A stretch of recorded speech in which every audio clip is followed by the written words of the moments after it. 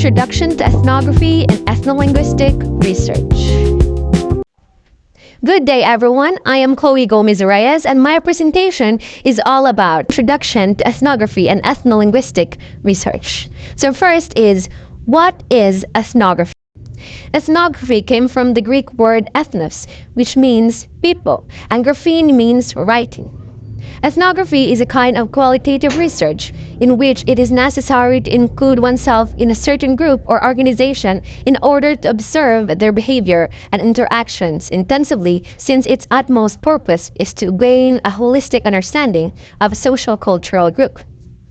In simple words, it is the description of people and their way of life. So if data are collected through observations and interviews, then that is called ethnography. Now we have ethnolinguistic. So ethnolinguistic is concerned with the study of the interrelation between a language and the cultural behavior of those who speak it. To sum it up, ethnography and ethnolinguistic is pertaining to culture, language, common behaviors, and beliefs in a particular community. So for example is the Hiligaynon people or the Hiligaynon community. So you are going to study everything about them, including their cultural behaviors, and how they interact, and their language and how they speak it. So you are going to study everything about them. Then that is ethnolinguistic. That was ethnography and ethnolinguistic research. So now we are going to talk about linguistic borrowing. So what is linguistic borrowing?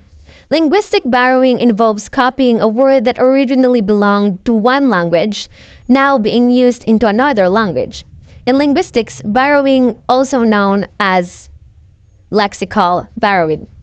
This entails two things: the borrowing language and source language. The borrowing language adapting words from the source language due to their reasons. So the words that are borrowed are called loanwords, or it can be called borrowings. So one of the example of linguistic borrowing is money. So money is not an English word, but it is a Latin word.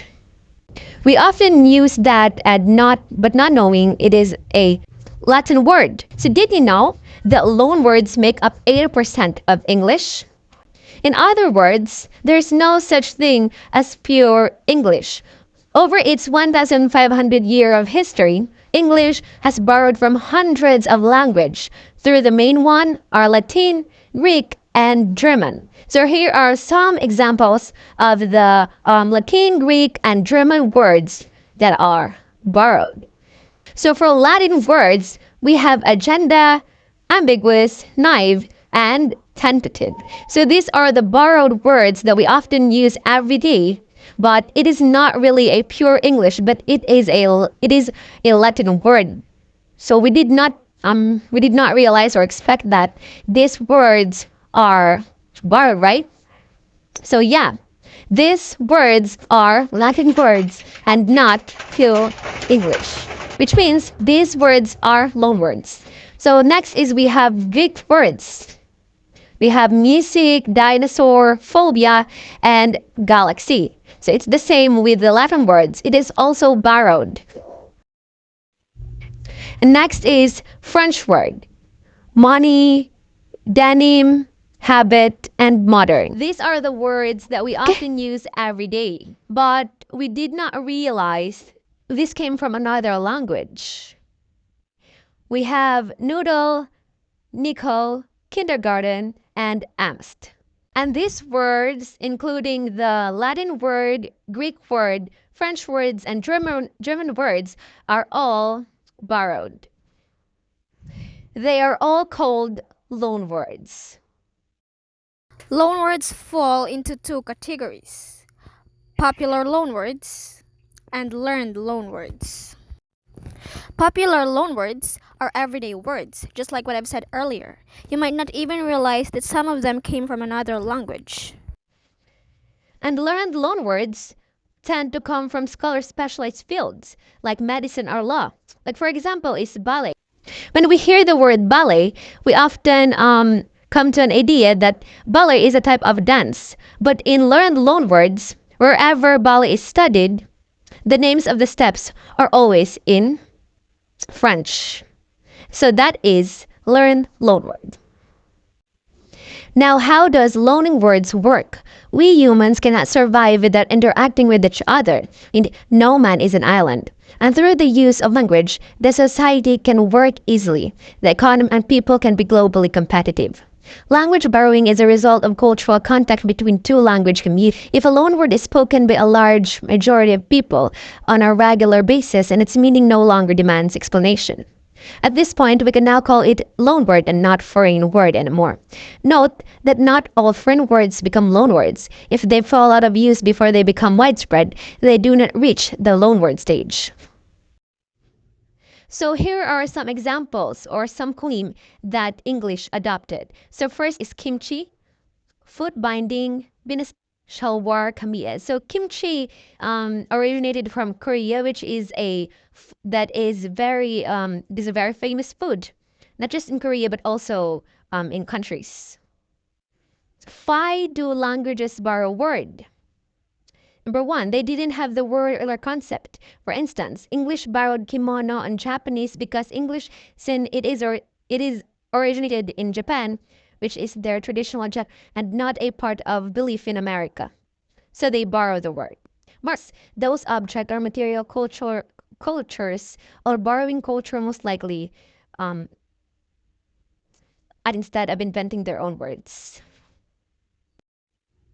New, bilingual support words from one language into another language. Language switching is natural for those who are bilingual, so it is inevitable that they can unconsciously bring up words from one language into another, especially benefits the two community or the two different languages. Number three, cultural contact between two communities that speak different languages. For example, the Germanic tribes centuries adopted numerous loanwords from Latin as they adopted new products via trade with the Romans. Inevitably, few Germanic words passed into Latin. Further, war and colonization can be reasons too, as they bring about language contact situations, disturb and change the language ecology of a region. And these are the examples: trading, war, and colonization. Now we read through loanwords. We can learn about the history of English-speaking peoples by looking at the kind of loan terms, where they came from, and when they were borrowed. Until the Norman conquest in 1000, England was inhabited. The Normans spoke French, and for the next 3 centuries of the conquest, it was the language of the state, as well as most commercial cultural matters. This was a tuition. With French, the culturally dominant language at that time collided with English, as French words entered English during the 3 centuries, including the following examples, which includes the government, crime, crown, attorney, saint, nation, miracle, jury, charity, and June. And now we have the types of back. Number one is direct borrowing. Direct borrowing is the extraction of an based on knowledge of the donor language without mediation of complex loanwords within the recipient. So examples of direct borrowing are omelette, tortilla. The subtypes of direct borrowing. A is cultural, is taking ideas and practices from another culture, ethnic group, or religion. Example, practicing some Buddhist concepts. Or Christmas traditions of one country be practiced in another country. Core borrowing are words that duplicate elements that the recipient language already has. Store example. In Harare, capital of Zimbabwe, where both English and Shona languages, native speakers of Shona sometimes use English word problem instead of Shona counterpart. Budsiko. Next is therapeutic borrowing. Borrowing has also been said to occur for therapeutic and the original word became unavailable. Says borrowing due to word taboo. In some cultures, there are strict word taboo. And B, borrowing for reasons of homonymy avoidance. If a word becomes too similar to due to sound change, the homonymy clash might be avoided by borrowing. Number two is indirect or less borrowing. Occurs are only borrowing the meaning of the word and not the word itself. Subtypes of indirect borrowing. Loan, translation, or copy. Occurs when the naive language uses a naive version of the original. Little word-for-word translation of both parts of Little Pound. Superman derives from the German, Bormann, and Ghost from good and spell. Number three is loan shift. Another process that occurs is the naive words to the new meanings, a true extension of the meaning of a word through the influent word. Example of this is Christian era in England is East. And last but not the least, loan blend. A loan blend is a form in which one alert and the other is a native element, as in the borrowed priest had in Old English produce priest. So the types of borrowing words: loan shift, loan translation, and loan blend. So that are the types of loan words. So that was my presentation. I hope you find it very clear and comprehensive.